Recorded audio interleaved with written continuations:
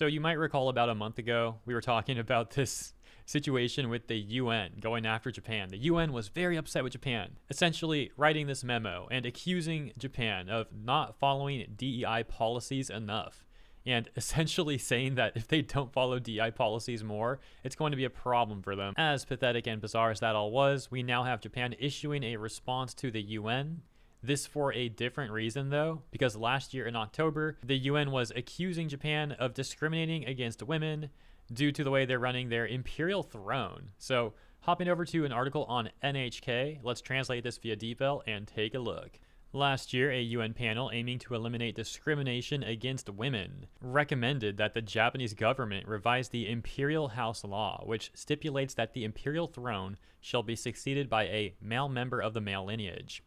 The UN Committee, which regularly reviews the efforts of countries that have ratified the Convention of the Elimination of All Forms of Discrimination Against Women, recommended last October that the Japanese government revise the Imperial House Law, which stipulates that the imperial throne shall be succeeded by a male member of the male line in order to guarantee gender equality in the succession to the imperial throne. In response, Foreign Ministry spokesperson Kitamura said at a press conference, quote, "The fact that eligibility for the imperial throne is limited to boys of the male line does not constitute discrimination against women, since eligibility for the imperial throne is not included in basic human rights." He pointed out that the way the imperial throne is to be succeeded is a matter related to the fundamentals of the state, and it is not appropriate for the committee to take up the imperial household law. In addition, on April 27th, the Japanese government informed the Office of the High Commissioner for Human Rights, which is in charge of the Commission's administrative work, that it has requested that the funds that Japan contributes on a voluntary basis